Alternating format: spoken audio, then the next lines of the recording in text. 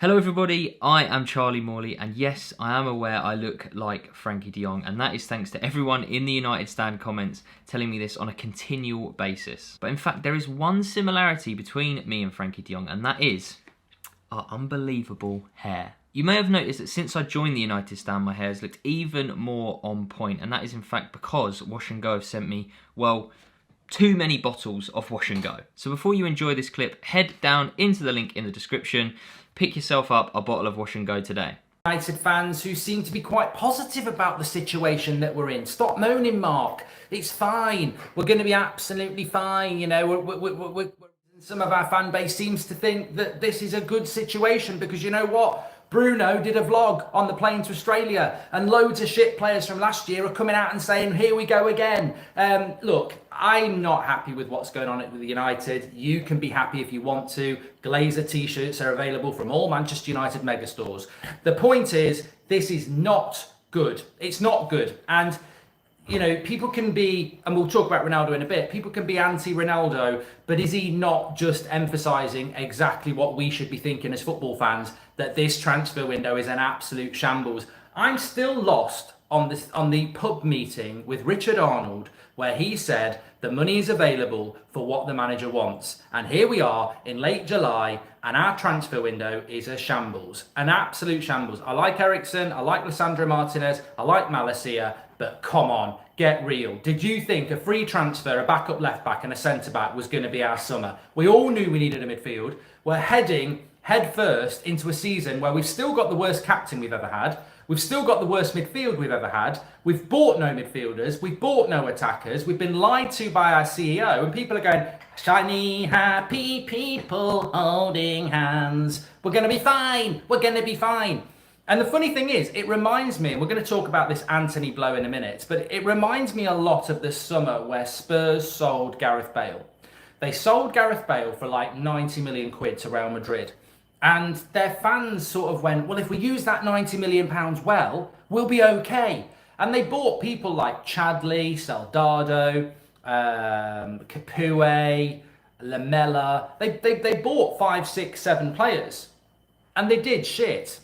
Because what tends to happen is you lower your standards and go, we'll be fine with Eriksen and Martinez and Malacia. We'll be fine. We've got Erik ten Hag and we've got 3 signings. We'll be absolutely fine. And the reality is, you're going to look like a bunch of mugs because we're not going to be fine. I tell you who's fine. Man City, who really should have won the Champions League last year and have bought Erling Haaland. Liverpool, who could have won a quadruple last year and have replaced Mane with Nunez. So they're the teams that I look at being fine. I don't look at a United side that is factually the worst United side I've ever seen. It's terrible in all areas. I don't go, we'll be fine because we've got Eriksen on a free transfer and Martinez and Malacia. I don't say we'll be fine. I say we're in a bloody mess. And what seems to have happened is the club have played a blinder again. Oh, do a few interviews, lads, about how hard you're working in training and do a few smiley faces. We played yesterday in a friendly against Wrexham with Hannibal Mabry as a false 9. He can't even get in the team in pre-season. He's now playing as false 9 as our backup striker. We're in a mess. It's an absolute mess. And I'm stunned that people think it's good.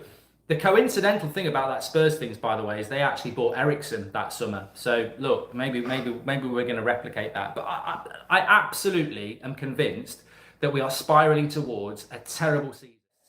And the only thing that's going to prevent it is the only positive, which is Erik ten Hag. And we're basically asking him to work a miracle. That midfield of McTominay and Fred is our first choice midfield. It is the worst midfield I've seen in my life at Manchester United. Cleverley and Anderson were on a different level to them. And I thought that was bad. So we are in an absolute mess. Some of our fan base seem to want to pretend it's good. I don't know what they're drinking. I'll have a pint. But I don't get it. I can't get it. I even think about it and think, what's the positivity angle here? Because I don't get it. I just don't. But, you know, apparently it's fine.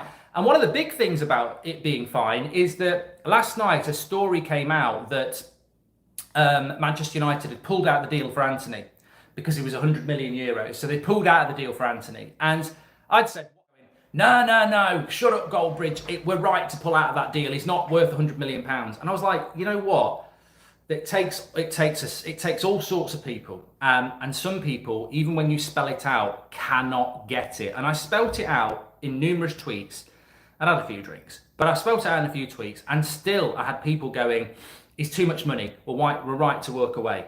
Now, 100 million euros for Antony is too much money. Well done to Ajax. Well done to Ajax.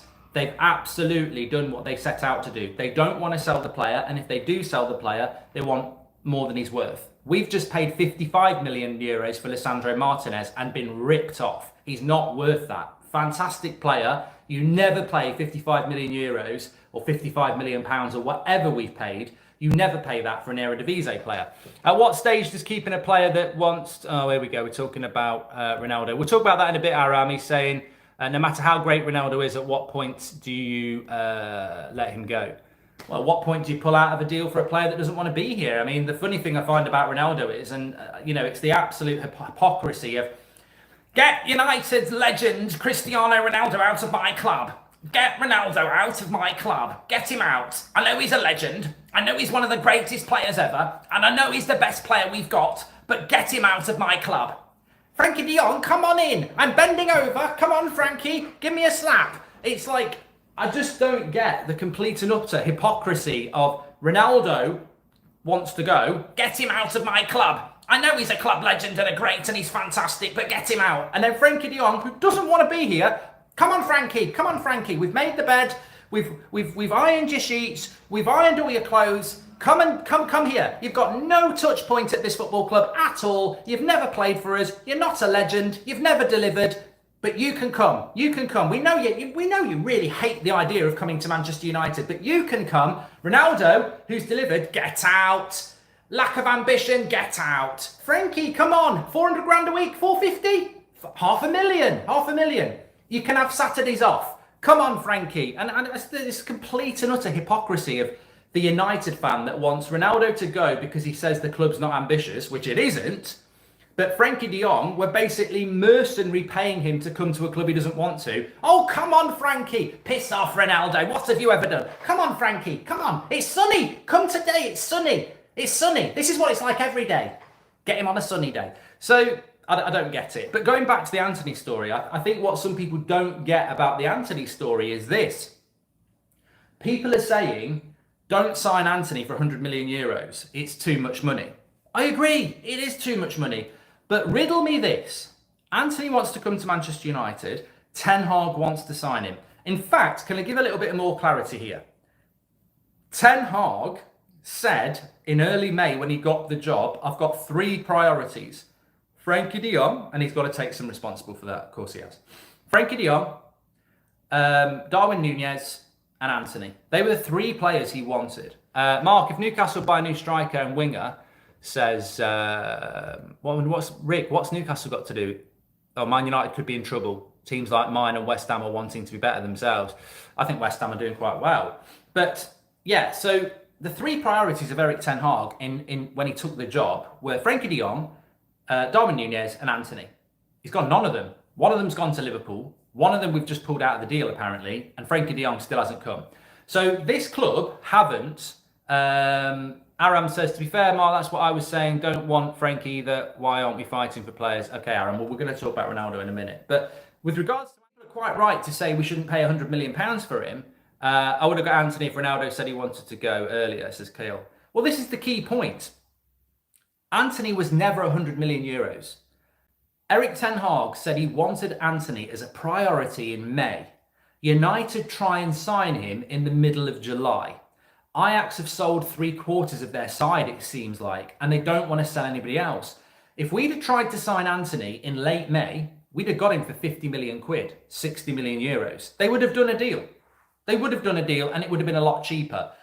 At the end of July, when they don't want to sell him, they're going to add another 40 million euros on, which is what they've done. I would say this, two things. One, stop saying we should pull out of the deal. Who are you? Are you a Manchester United fan or are you a Glazer fan?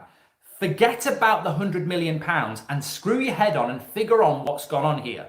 This is what I was trying to explain to people last night, but it's like I'm speaking a different language.